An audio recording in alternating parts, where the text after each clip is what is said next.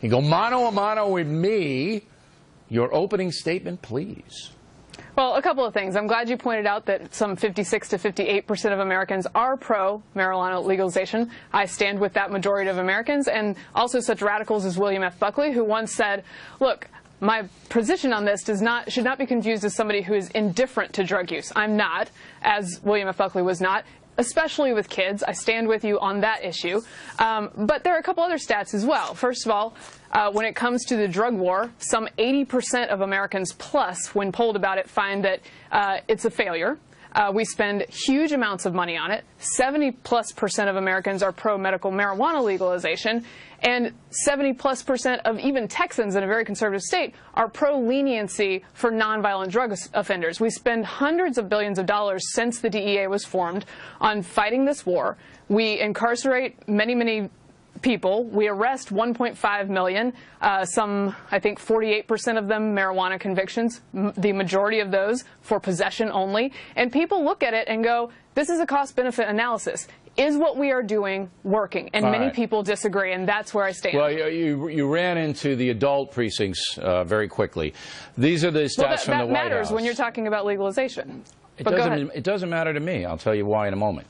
99.8% of federal prisoners sentenced for drug offenses were non-marijuana people. So that means only 0.2% in the federal system, okay? Right, arrests are high, incarceration's low. You're correct. Right. Very few people play it. So usually a summons, a traffic ticket. Arrests are a little bigger deal, but that's a big canard that doesn't. It's not truthful. But arrests have serious social costs as well. I'll just put that out there. The social costs of having legalized marijuana, as you'll see in Washington State and Colorado, will far outweigh the banning of it, because you're going to have a mass of people on the roads causing problems there, school problems, employment problems, and on and on. This THC is a very powerful intoxicant. It's not a buzz, beer buzz. It's much, much more. But I'm going to bring it back to what I brought it back last week when you and I had the shootout. You have a child now, all right? Yes, who, by the way, did not sign up to be brought up on national TV in a drug discussion, but let's go ahead. But if you're going to advocate the legalization of marijuana, then you're going to have to answer questions about children. And your child is, I'm sure you love her more than anything in the world. You don't want that child at age 13 to 17 to be using marijuana. I know you, and I know you don't want that. I said that specifically last week. So I said that. Let's start there. You don't want that, okay? Correct. And that is the proper point of view. But by your stand, by your acceptance, because that's what this is, it becomes socially acceptable, and all the polls say that.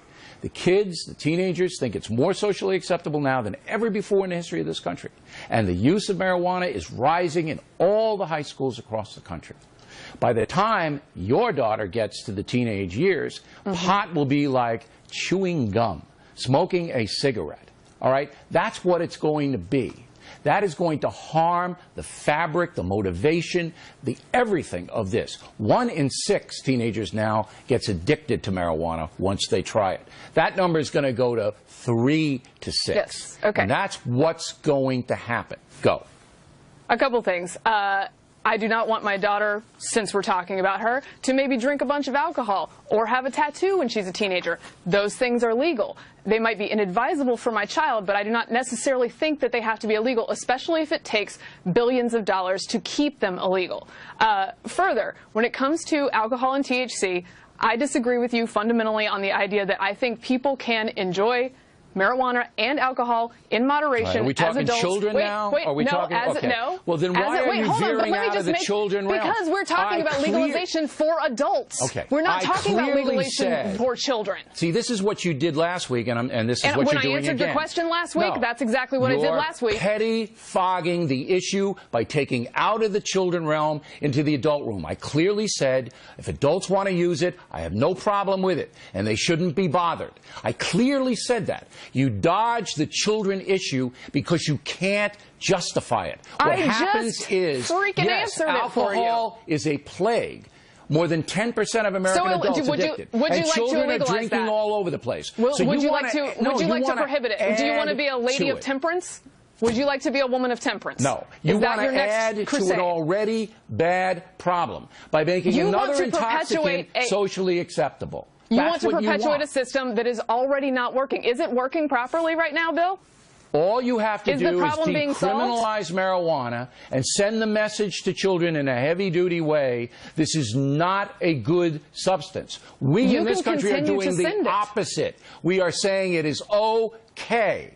And you are part of the problem, Mary Catherine, but you will not acknowledge it. You have a pretty daggone big platform. You can continue to say that. I will. And by the way, they're not legalizing it for children. It's just as illegal now as it was before. And Colorado has not fallen apart in 10 years of medical marijuana use. So we'll see what happens. I look forward to the studies, which you do not have yet. All right. Mary Catherine Ham, everybody. When we come right back, Jesse Watt.